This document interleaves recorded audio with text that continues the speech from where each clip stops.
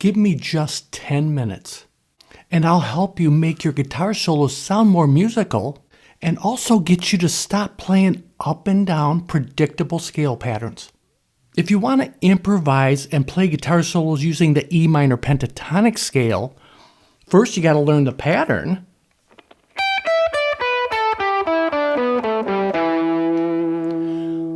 And then we also just need to flow up and down that pattern using alternate picking would be the next step.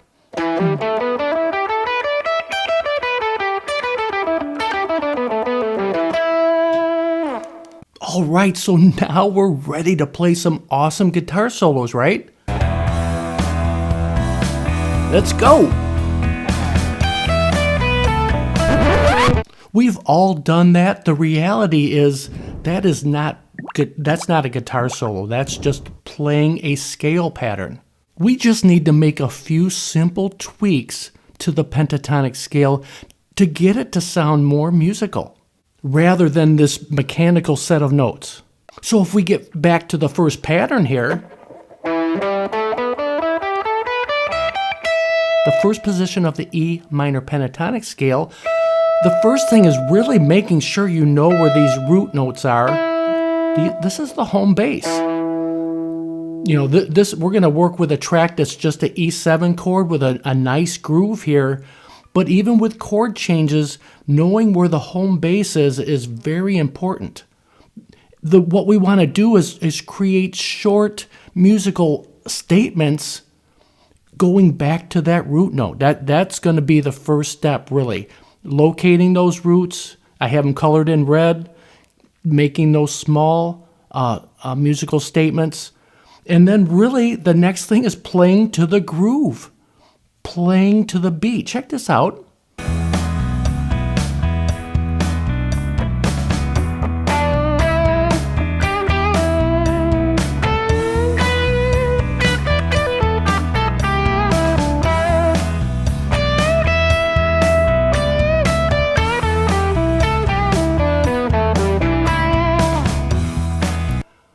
Sounds totally different. I'm using the exact same notes, bending a little bit, but the biggest thing is getting back to home bass. On the high note, the high E, getting back to another home bass note.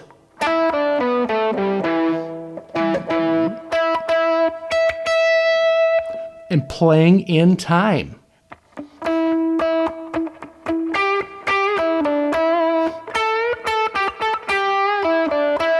Even without a backing track, you can just pick up your guitar and have fun.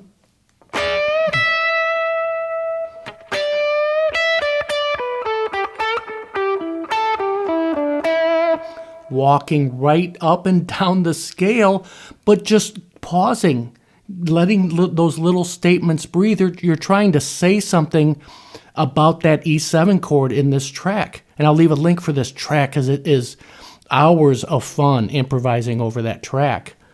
For me, the next step in my pentatonic journey, because that's mostly what I use and many, many pro guitar players use for their main structure, is the extended pentatonic, E minor extended. So you're just extending a couple notes here to the first pattern.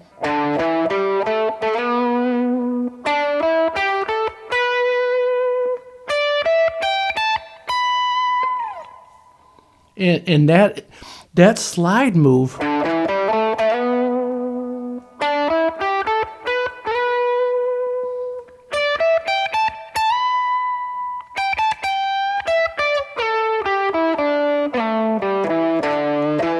so you're sliding up as you shift.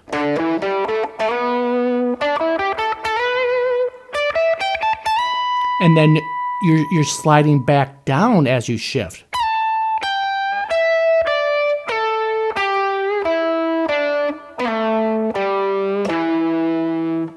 Check this out.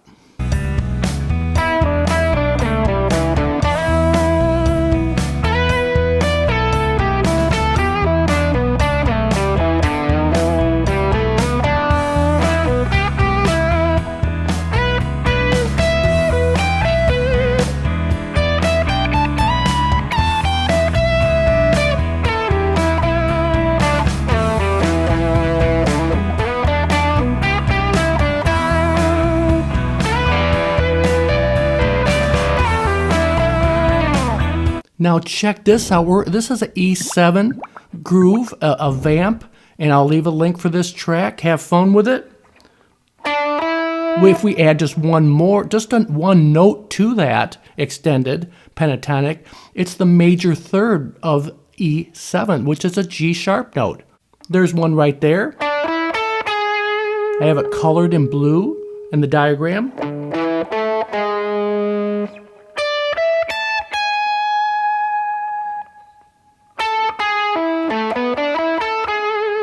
Check this out.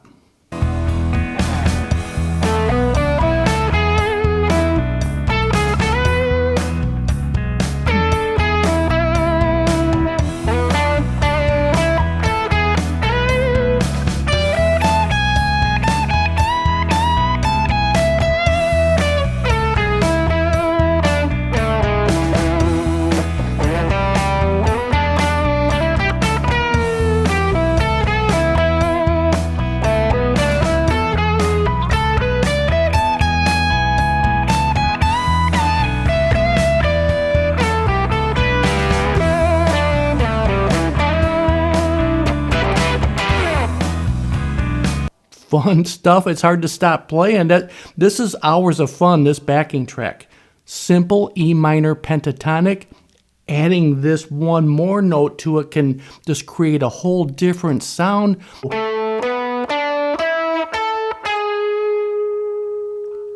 Right within the center of that pattern, 12-14 on the A, 12-14 on the D string, and then 14-13 on the G.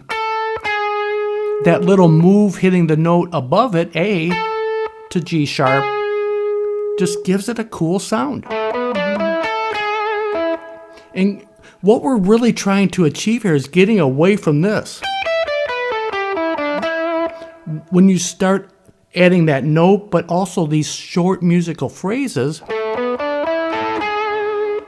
and then even up here, that same phrase, you always want to know where some octaves are of a certain phrase that sounds good to you.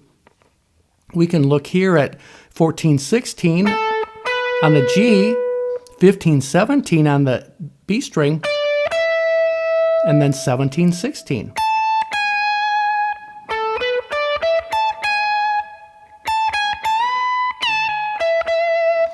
Then you can bend on 17, full bend. Release.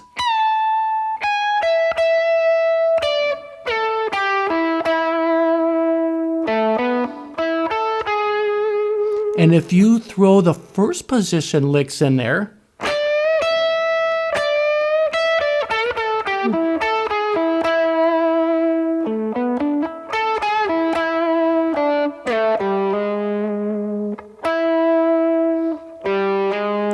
with that G sharp, you also can slide that bluesy sound there, in this case from 10 to 11 on the A string, getting back to home base, 14th fret of the D string.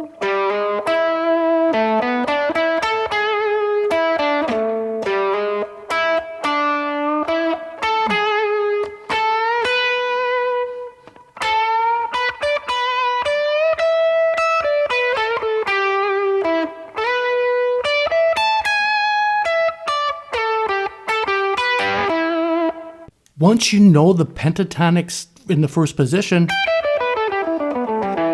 and know the alternate picking or have that flowing up and down, stop practicing that way. Stop the mechanical sound.